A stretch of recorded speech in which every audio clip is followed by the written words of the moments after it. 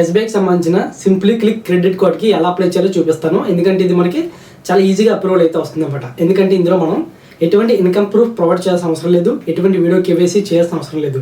సింపుల్గా మనం డీటెయిల్స్ ఇస్తాం. మన క్రెడిట్ స్కోర్ బాగున్నది అనుకోండి, మన కార్డ్ అయితే ప్రొవైడ్ చేస్తున్నారు. అండ్ మన క్రెడిట్ స్కోర్ బేస్ చేసుకొని మనకి లిమిట్ అయితే ప్రొవైడ్ చేస్తున్నారు.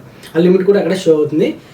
సో ఇప్పుడు దీన్ని ఎలా అప్లై చేయాలో చూపిస్తాను. దానికన్నా ముందు మనకి ఇందులో ఛార్జెస్ విషయానికి వస్తే కనుక యాన్యువల్ ఛార్జెస్ వచ్చేసి 500 రూపీస్ ప్లస్ జిఎస్టీ, రెవెన్యువల్ ఛార్జెస్ వచ్చేసి 500 ప్లస్ జిఎస్టీ. ఇందులో మనకి ఇప్పుడు ఎవరైతే అకౌంట్ క్రియేట్ చేసుకుంటున్నారో వాళ్ళందరికీ కూడా 500 రూపీస్ సంబంధించిన అమెజాన్ గిఫ్ట్ వాచర్ అయితే వస్తుంది. అంటే మనకి జాయినింగ్ ఫీజు అనేది కవర్ అయిపోతున్నట్టే. మరి రెవెన్యువల్ 500 ప్లస్ జిఎస్టీ గురించి మాట్లాడుతున్నట్లయితే కనుక ఈ కార్డ్ని యూజ్ చేసుకొని మీరు ఎవరైతే 1 ఇయర్ లోపు ఎవరైతే ఈ కార్డ్ని యూజ్ చేసుకుని 1 ఇయర్ లోపు 1 lakh కన్నా ఎక్కువ పర్చేస్ చేశారనుకోండి, వాళ్ళకి 2000 రూపీస్ ఒక వాచర్ అయితే వస్తుంది అనమాట. ఓకేనా, అది కూడా ఇక్కడ షో చేసి చూపిస్తాను చూడండి. దీని తర్వాత మీకు ఈ యొక్క కార్డ్ని యూజ్ చేసుకొని ఇక్కడ కనిపిస్తున్న ఈ యొక్క ప్లాట్ఫామ్స్లో మీరు పేమెంట్ చేసినట్లయితే 10x రివార్డ్ పాయింట్స్ అయితే వస్తాయి. ఈ పాయింట్స్ని యూజ్ చేసుకొని మీరు చాలామంది మనీ కింద కన్వర్ట్ చేస్తారు, లేదంటే గిఫ్ట్ వాచర్స్ కూడా కన్వర్ట్ చేస్తారు. ఒకవేళ ఈ పాయింట్స్ని అంటే మనకు వస్తున్న క్రెడిట్ కార్డు మీద వస్తున్న పాయింట్స్ని ఏ విధంగా ఎన్ని రకాలుగా కన్వర్ట్ చేసుకోవాలని మీకు డౌట్ ఉంటే కింద కామెంట్ చేయండి, నేను నెక్స్ట్ వీడియో చేస్తాను.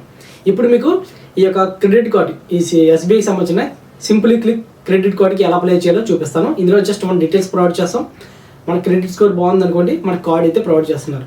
సో దీన్ని యూజ్ చేసుకొని మనం అమెజాన్లో కానీ ఫ్లిప్కార్ట్లో కానీ పర్చేస్ చేసినట్లయితే మనకి ఎక్స్ట్రా డిస్కౌంట్ కూడా వస్తుంది.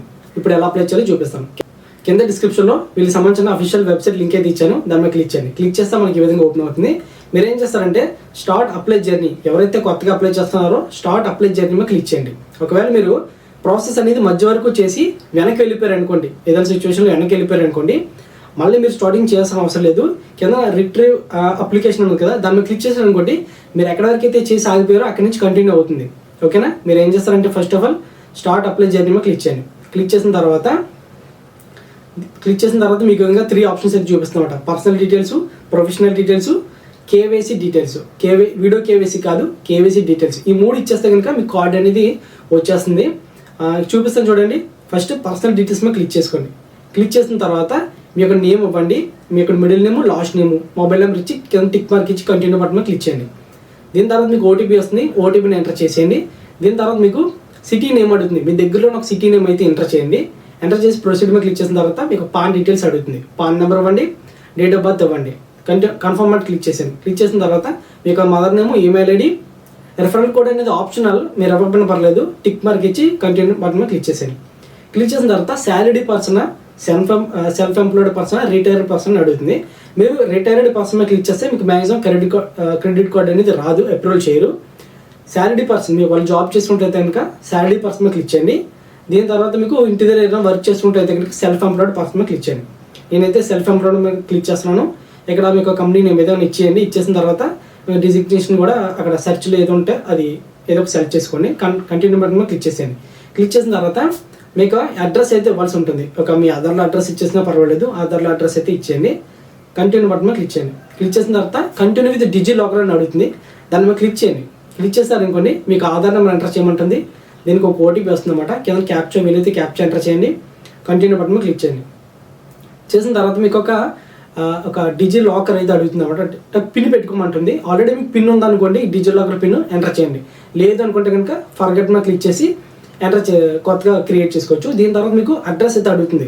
అంటే ఇక్కడ ఉన్న అడ్రస్కే మీకు కార్డ్ అనేది వస్తుంది అనమాట. ఇక్కడ చూసుకోవచ్చు, your card will be deliver to the select address and postal approved. ఓకేనా, పోస్ట్ అప్రూవ్ అయిన తర్వాత మీకు కార్డ్ అనేది ఈ అడ్రస్కి వస్తుంది. ఒకవేళ అడ్రస్ కరెక్ట్ అయితే ఉంచండి. ఒకవేళ మీరు మీ ఇంటి దగ్గర నుంచి కాకుండా వేరే ఇంటి దగ్గర అంటే రెంటెడ్గా ఉన్నారనుకోండి, రెంటెడ్ కానీ లేదంటే వేరే లొకేషన్లో ఉన్నారనుకోండి, అక్కడికి మీకు ఈ యొక్క కార్డ్ అనేది డెలివర్ అవ్వాలంటే కనుక మై అడ్రస్ యాజ్ చేంజ్ చేయడం కదా, దాని మీద క్లిక్ చేసి చేంజ్ చేసుకోవచ్చు. మీరు ఏదైతే అడ్రస్ ఇస్తారో ఆ అడ్రస్కి అయితే కార్డ్ అయితే వస్తుంది. ఓకేనా, దీని మీద కొంచెం పైకి స్క్రోల్ చేస్తే కన్ఫర్మ్ ఉంటుంది, క్లిక్ చేసేయండి. క్లిక్ చేసి ఇక్కడ చూడండి, you are eligible for this card అని చెప్పేసి వస్తుంది. ఓకేనా, మీకు ఒకవేళ కార్డ్ ఎలిజిబుల్ అయితే కనుక ఏ విధంగా చూపిస్తుంది. ఒకవేళ ఎలిజిబుల్ కాకపోతే కనుక కార్డ్ అనేది మీకు ఎలిజిబుల్ లేదని చెప్పి చూపిస్తుంది, మీరు వెనక్కి వెళ్ళిపోవచ్చు, మీకు కార్డ్ అనేది రాదు. ఒకవేళ ఎలా చూపించింది అనుకోండి, you are eligible for this card అని అంటే మీకు కార్డ్ వస్తున్నట్టు, ఓకే ఎలిజిబుల్ అయినట్టు. ఇప్పుడు మీరు ఏం చేయాలంటే కనుక కంటిన్యూ బటన్ మీద క్లిక్ చేయండి. ఇక్కడ కేవైసీ కంప్లీట్ చేయాల్సి ఉంటుంది. కేవైసీ అంటే పెద్ద ఏం కాదు. క్లిక్ చేసిన తర్వాత మీకు సెల్ఫీ తీసుకోవాల్సి ఉంటుంది. క్లిక్ నౌ మీద క్లిక్ చేసి సెల్ఫీ తీసుకోండి. దీని తర్వాత మీకు వీళ్ళు ఏం చేస్తారంటే మనం వెరిఫై చేయడం కోసం ఈ యొక్క క్రెడిట్ కార్డుకి మనం బ్యాంక్ అకౌంట్ లింక్ చేయాల్సి ఉంటుంది. అంటే ఒకవేళ వీళ్ళు ఇచ్చే అమౌంట్ మనకి దాంట్లో పడాలన్నా ఆ అకౌంట్లో పడుతుంది, అమౌంట్ కట్ చేసుకోవాలన్నా ఆ అకౌంట్ నుంచి కట్ అవుతుంది అనమాట. అయితే ఇక్కడ మేము ఏం చేస్తామంటే వీళ్ళు మన బ్యాంక్ డీటెయిల్స్ ఇస్తాం కదా, దానికి ₹1 పే చేస్తారు వీళ్ళు.